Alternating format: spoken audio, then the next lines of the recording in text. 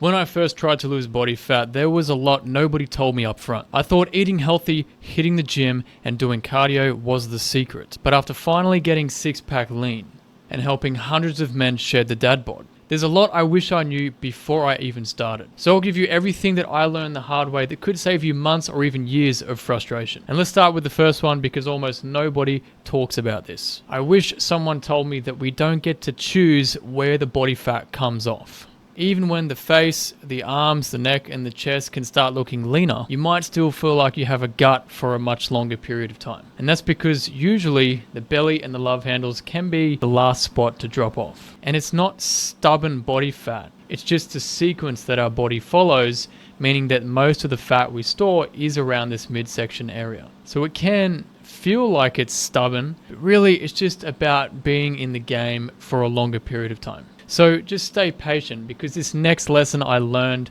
kept me stuck for much longer than I wanted to be. So burning more calories on your fitness tracker doesn't mean you can eat whatever you want. Your Apple Watch might say that you've burnt 600 calories, but that is not equal to 600 calories of food. Because food calories are measured differently. They're measured in a lab by heat energy from burning the food. Workout trackers just estimate based on your heart rate and your daily movement.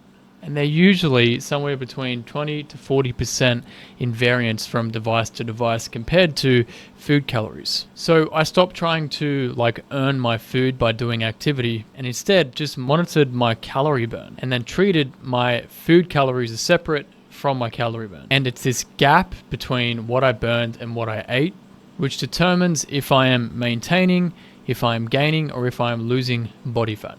And doing it this way just made everything a lot more simpler for me to manage with a busy schedule, and I could sustain being in a fat loss mode for a much longer period of time, which enabled me to get below 15%, below 12%, and eventually below 10% body fat, all the way to 6% body fat, which I would never recommend to anyone. But from that point, I was able to successfully and safely reverse back up to about 11 to 13%, which I maintain now year round, and it's very easy and simple to maintain following all these lessons that I'm sharing with you. So speaking of numbers you shouldn't blindly trust, I'll share with you this next lesson that nobody told me about, which is important to know. BMI doesn't know the difference between fat and muscle. It just uses your height and your weight. So guys who build muscle can end up with a higher BMI even while sitting at a leaner, healthy body fat percentage. And smart scales just send electrical currents through your body, which kind of guesstimate what your body fat is amongst of other metrics which aren't super accurate.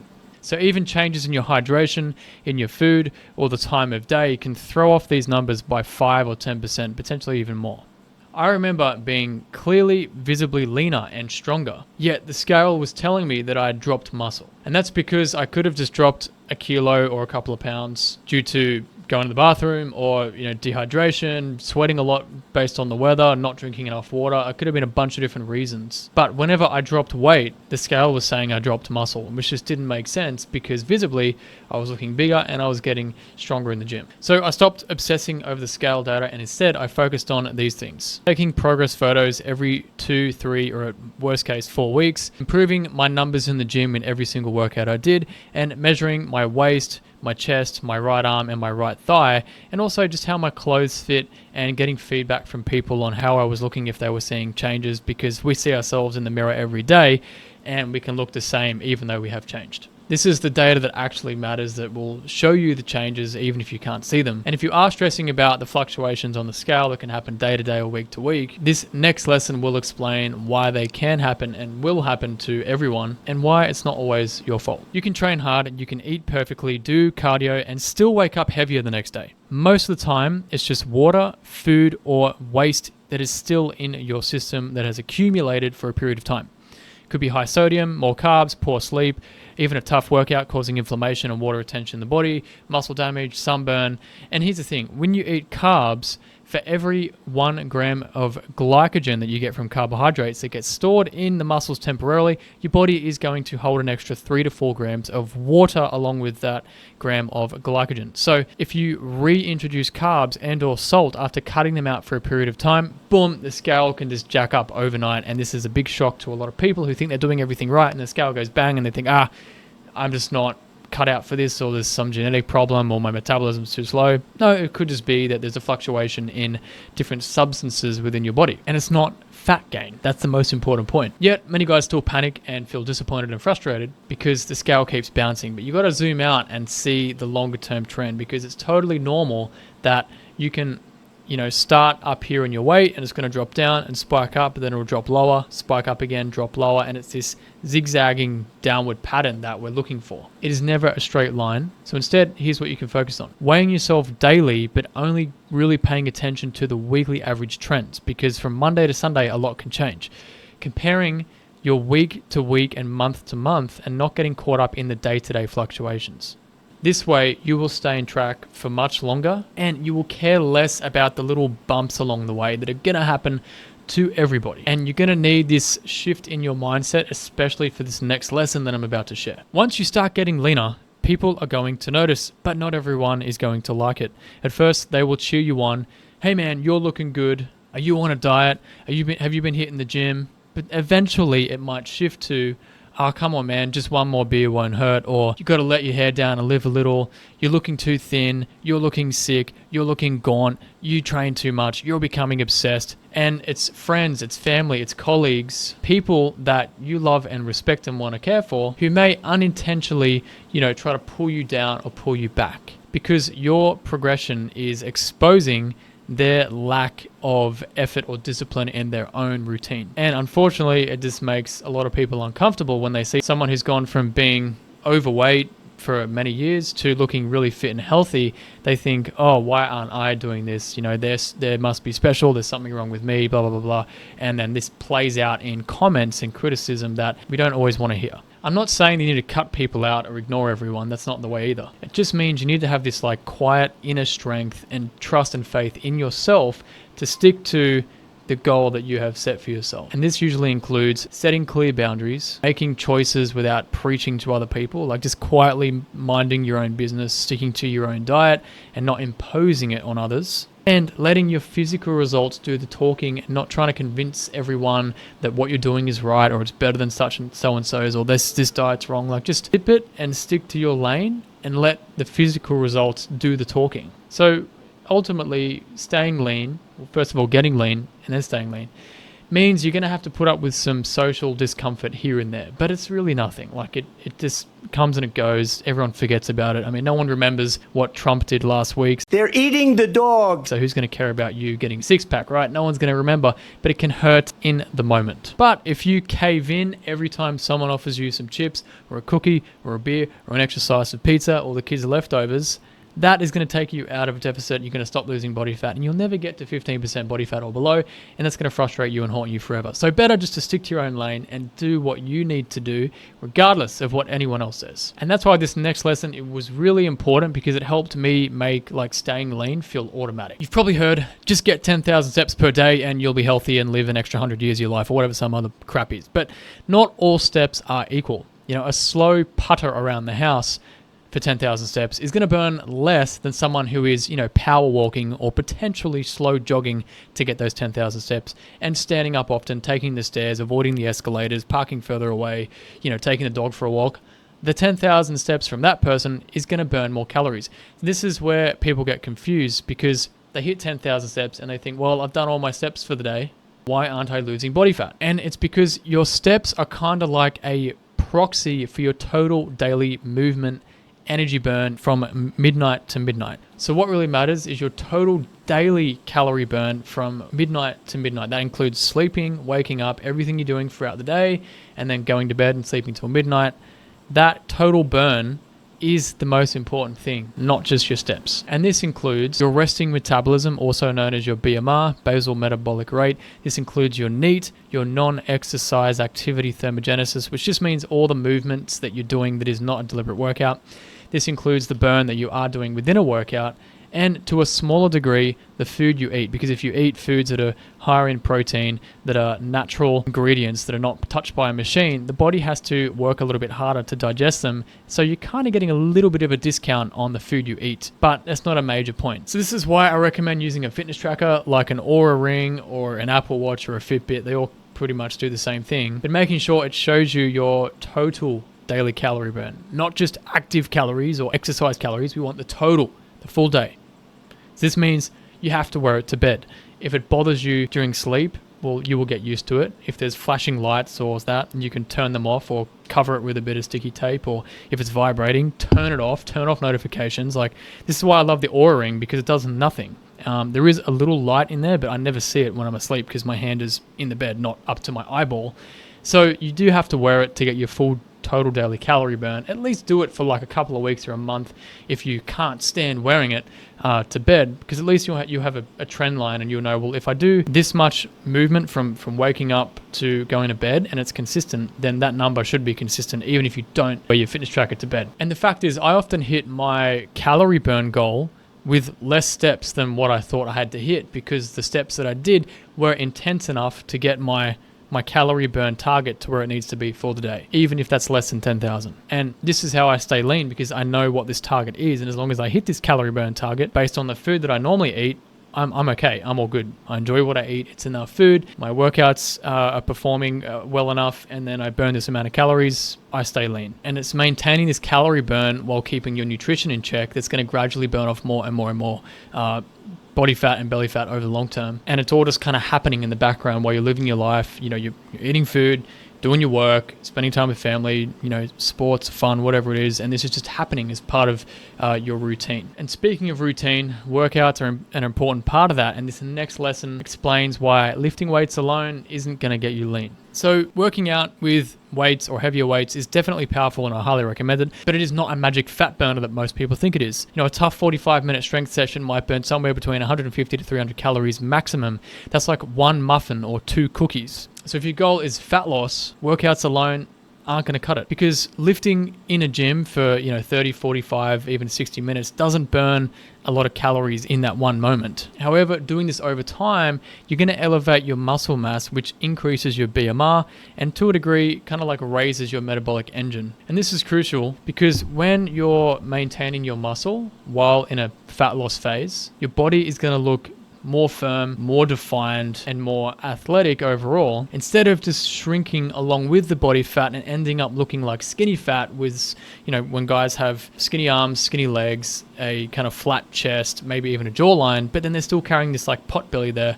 And that's because their muscle to fat ratio just isn't optimized. So this is why I coach all my clients from my own experience, being a personal trainer in the gym for many years and then doing coaching men online for the last 8 years. All of their workout programs are designed to stimulate more strength and muscle week after week while they're losing body fat. And losing the body fat is driven by having a realistic and sustainable smart nutrition strategy that is flexible to adapt to life, so we can still enjoy dinners with the family, business lunches, networking drinks if it's required, or travel to different locations and destinations, which a lot of my clients have to do every single month. So if you're lifting like 4 or 5 times a week, but you're not getting leaner, then the issue is not the actual workouts that you're doing, it's everything around the workouts. And personally, once I reduced the workouts I was doing, because at one point it was like 5 to 6 a week, once I reduced that back to like 3 or 4 more streamlined, efficient workouts, I made much more progress with more energy, better recovery, I was in a better mood, and my body didn't feel beat up and burnt out all the time. And ironically, the leaner you get, the better you're going to look, and I'm going to explain why in this next lesson. So when I got leaner, down to like 12% and below, I was actually lighter than ever. But people said I looked bigger. And that's because when body fat drops, your muscle definition starts to pop.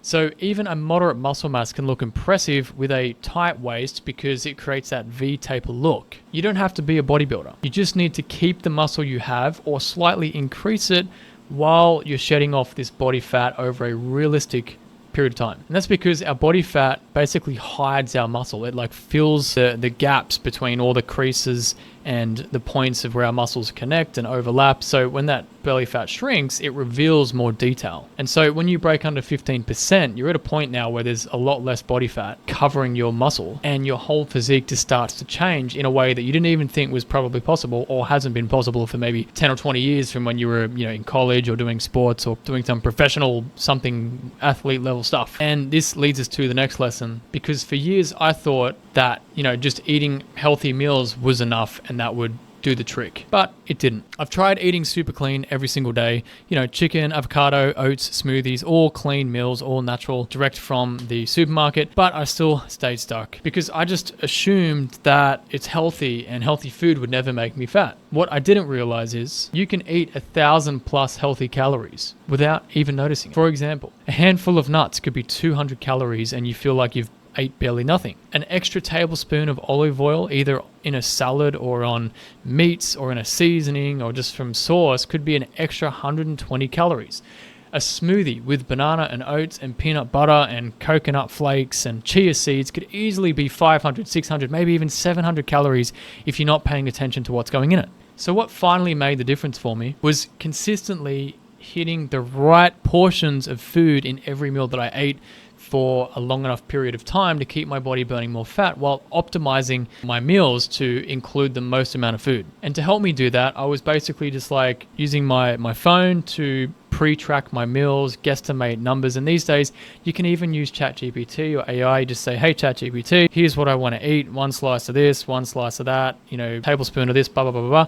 And then you press submit and it'll give you an approximation on how many calories is in that meal, so that you don't have to sit there and work it out manually. It probably saves you like 2 minutes. It's not a big deal, but every minute counts if we want to just find out what the data is and keep on track with our diet. And doing this for long enough, like at least for a month, I became very accurate with what I was eating. And people would say to me, oh, have some, it's just a little bit. And my brain would go, no, it's not. It's like 200 calories you want me to have just a little bit. Yeah, sure. And I've heard people say really silly things like, oh, the data and the numbers doesn't fix bad habits. Well, obviously not. A number on a screen doesn't do anything. It just shows you what amount of calories is in a certain particular type of meal or food. But it's knowing the facts, knowing the truth of what you're going to eat or have eaten that helped me build better habits because I was making informed decisions based on the truth, not what I thought was true. Oh, healthy food won't make me fat. Well, the scale says otherwise. So yes, the data alone won't change you, but it's using the data in a sophisticated and intelligent way that got me leaner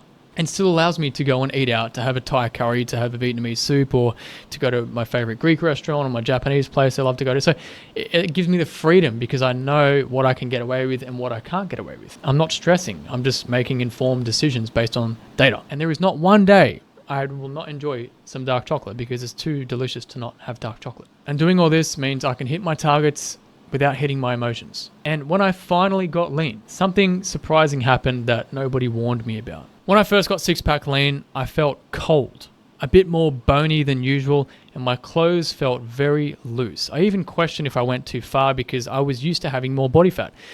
So here's the thing, once you drop below 13% body fat, things will start to change that you probably may not be used to. You're going to feel colder, especially during winter. The hunger cues will hit harder if you haven't planned ahead, especially if you are deliberately eating in a deficit to lose body fat. You're going to feel hungrier a little bit more than someone who's eating a lot of food and is obese. That's obvious. And people will start saying things like, you look too skinny, or you need to eat more food, even when you're clearly in great shape and you're feeling good. But here's the thing, after a few weeks of, getting below 13, 12, 11% body fat, you will adapt. Your energy will come back, everything will start to feel normal, your appetite and all that will just, adjust itself if you're eating the right amount of food. You'll still be able to focus. And then suddenly being lean just becomes naturally what you look like and who you are. And that's a really important point because you don't want it to feel like I'm just getting lean for a little bit of time so I can rebound back and gain all this weight. That'll be a complete waste of time. So once you do get lean and you acclimatize and you adjust and it starts to feel normal, that's when you can transition into a maintenance phase. And that means you get to eat more food and that's going to fuel your workouts better, help you get a little bit stronger, build more muscle. And because you can eat a little bit more food, your body's going to have more energy. So you naturally just want to move more and do more things because you're not restricting your diet to lose body fat. Yet losing body fat is done. You can focus on now shaping your physique, optimizing the food you eat, and just feeling good all the time. This is the best part that was my favorite part of getting to that super low body fat and then maintaining and rebuilding, reversing up to about 11 to 13% and just staying in that range all the time. So if you are on the path to seeing visible abs, this next lesson is one that most guys miss until it's almost too late. When I set out to get ripped, I had a number in mind, like, I probably need to lose 5 or 6 kilos, which is about 10 to 12 pounds. But I was wrong. I had to lose nearly double that to see my abs clearly. Most guys underestimate just how much fat is actually covering their body and particularly their belly. So even after losing like 10 pounds, they still don't look as lean as what they expected. And that's when the doubt starts to kick in, the motivation drops, and the disappointment, because you thought, if I just lose 10 pounds, that's all I need. But it really could be like 20 to get lean enough to look how you want to feel. For example, if you're at 200 pounds at 25% body fat and you want to get to 15% body fat, that's a 10% drop. So most people assume I just need to lose 20 pounds. But if you do the numbers on this using my body fat goal calculator, which is inside my business body blueprint, link in the description, it's actually a minimum of 23.5 pounds of fat, and that doesn't include the water weight and the food weight. Because most guys quickly drop 5 pounds just from cutting out carbs, eating cleaner, and reducing inflammation from the food they're eating, and just, sleeping better, moving more. So that's not fat, that extra 5 or 10 pounds that drops off first and fast. And worse, if your training and your diet are not dialed in, you'll also be losing muscle, which makes it even harder to get truly lean, because losing muscle means you're also losing weight, but you're not losing fat, because if you're losing muscle, that's muscle weight, not fat weight. So in that case, the real number could be like 30 pounds to get as lean as what you think and actually see visible abs. Also, a big important part is on your height. So people who are like 5'11", 6 foot plus, they're going to get leaner much quicker because their body is longer, taller, the body fat is spread out across their entire body, versus someone who's shorter, around my height or below. We typically have to lose a little bit more fat to see that same level of definition, because our limbs are shorter, so our fat kind of grows more outwards than in length, if that makes sense. So this is again why I stopped fixating on my weight and tracked how my physique was changing, which we've talked about already. The mirror will ultimately become your best friend along with photos. And just like having to lose more body fat than what I expected and what most men expect, the time frame was also longer than I expected. I thought it would take 12 weeks, but really it took like 18 to 24, done properly, without rushing, without starving myself, and while still living a normal life. So if you're really busy, like most of my clients are, who have a business or a full-time professional career with kids and a wife and investments and trips and travel and events, conferences, and all the stuff that, all the modern men do these days, it's going to be much more realistic for you to stick to half a kilo of fat loss, which is about 1 pound per week, than trying to outdo that and do it even quicker. Every time I see someone say, I want to lose 1 kilo or 2 pounds of fat every single week, they might do it for 1 or 2 weeks and then they stall because it was too hard, and then they have to get back in the rhythm to bring it to that half a kilo, 1 pound per week, which is much more sustainable if you would have just done it from week 1. And speaking of time frames, this last lesson saved me from experiencing constant frustration in my journey to getting ripped. If I could go back and save myself years of confusion, I would stop listening to everyone who looked the same year after year. Random guys in the gym, influencers pushing trashy supplements on social media, co-workers giving tips while ordering McDonald's, someone who heard a little piece of advice on a podcast yet never did it themselves. Most advice is either too extreme or it's too generic and doesn't relate to you. So it can be flat out wrong for most people. It's the stuff like, you got to eat 5 times a day to build muscle. You got to train 6 days a week like Arnie. You need to drink 1 liter of milk post-workout. Peanut butter bulks you up. Take 2 scoops of pre-workout every day. Carbs will make you fat. Wake up at 2 a.m. to drink a protein shake. Do fasted cardio every morning. And this list of bullshit just goes on and on and on and on, and it all sounds correct, but it doesn't mean that it's going to be right for you, and a lot of that did not work for me. It just made things harder. Because when I tried to follow like 10 pieces of different advice all at the same time, I was second guessing everything I was doing. I wasn't committed or convicted in what I was doing, and I was like playing hopscotch between doing this and doing that and try to like have this bolt-on package of what I think was gonna work, yet I'd never actually achieved the result. So I wasted months and I wasted years just never actually changing my physique, thinking that I knew better because I was arrogant. So don't be arrogant. Just do what works based on the person who has the body and the physique and the lifestyle that is what you want to achieve, not from the person who lives and looks how you don't want to. And so when I finally got lean with more muscle, it's when I did this. I filtered out like 99% of all the noise and the bullshit. I focused on exactly what works for me, using data to confirm that based on getting enough repetitions and the results I was getting. And I only listened to people who had actually done exactly what I wanted to achieve and stayed lean beyond it. Not people who had lost 100 pounds and regained 85. I mean, people who had completely changed and now they'd become that person. That is when progress became consistent and sustainable. So if you have been struggling to lose fat or even stay lean or just figure out what the hell actually is going to work for you, you don't need another hack. You don't need another shortcut. You just need a system that is built for men like you with real responsibilities, no time to waste, and still want to live a enjoyable lifestyle and enjoy the food they eat without sacrificing everything just to try and get ripped. And that is why I built my Business Body Blueprint routine, which is the exact framework that I used for the last decade. And I coach my clients through and customize it for them with just 2 or 3 strength workouts per week, even from home, eating flexible meals depending on their schedule, or if they got date night or a birthday or a trip or a business lunch. Like, we factor all these things in and we drive the results using biofeedback data that we prove ourselves, so we know exactly what works. So all my frameworks, my templates, my systems, and the full step-by-step routine to get you lean without feeling starved or burning yourself out in the gym every day. It's all available in the routine. Tap the link just below this video to get more information. Doesn't hurt to take a look. And if you are still stuck above 20% body fat, go watch this video next to see exactly what I would do if I had to get to 15% body fat again and exactly where I would start. This is going to show you everything I would do right now.